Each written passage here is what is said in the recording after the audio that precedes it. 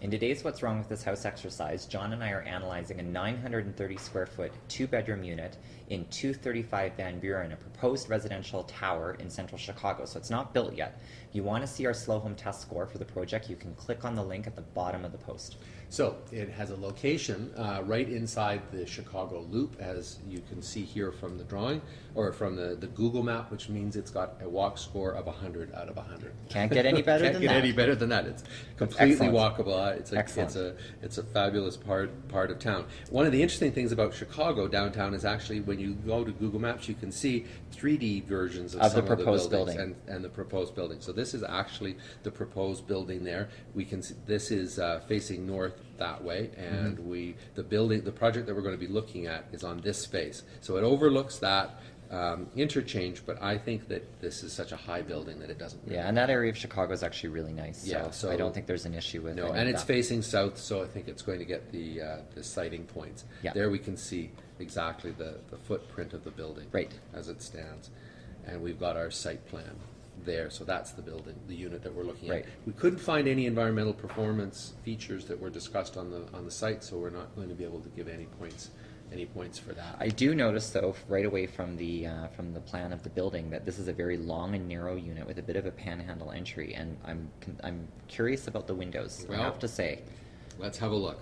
Okay. So we've got a very long unit, as you just were talking about, 2 bedrooms, which means that one is at the front and one here is a very curious situation at the back, where there's actually a low wall that is trying to get some light in through the kitchen. Are you kidding me? No, which I think is kind of strange, particularly given that the sink is right there. And so when you stand in the kitchen, you can look into the bedroom. Into the bedroom, well, okay, I have to say I'm a little in shock, but we'll keep going. Right. I don't think it should get the organization points.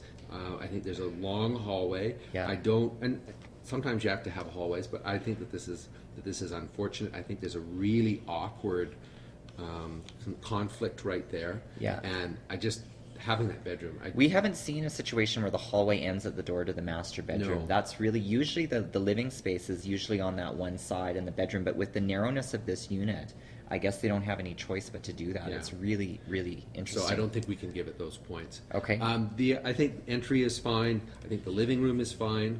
Outdoor living, I mean, it's a high-rise building and it's 5 by 8.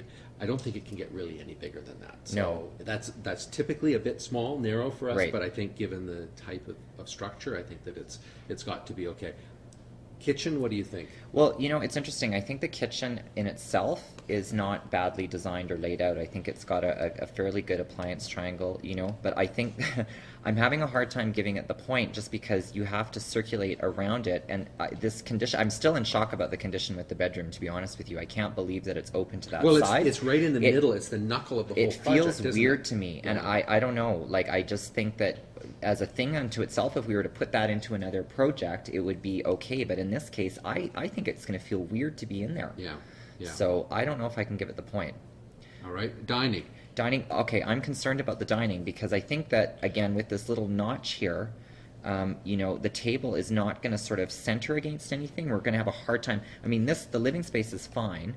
There's sort of technically enough room for the dining, but I think the dining table is going to feel like it's half in the kitchen and half in the living space. And it's going to be pushed over towards the circulation. So I worry about that. I feel like it's not going to feel comfortable, and it's not going to feel grounded in that space. It's a very subtle reading of the dining room because if you just look at it and say, oh yeah, that's fine. If that notch had been like relocated up there, like if they'd done that, then we would have had that sort of registration, and we would have been able to get the table in a half decent place. So I don't think so. We can't really give the bedrooms points given bedroom. Certainly not. Right? No. And then this one is also really tight. It is tight, and like the window kind of comes past the line of the structure. I mean, I guess your bed goes here. I mean, it's it's long and thin. It's I don't know. It's not ideal. I like the bathroom. I think it's good. I think the study, there isn't one. It's fine. I just wish they only had one sink, but that's my little bit. But laundry is okay. Laundry's actually in a good spot. That's actually good because it's away from the entry. You pointed that out earlier. It's tucked in around the corner, so there's not that conflict. So I think that's good. And parking, we're assuming, is fine. So that means it got a score of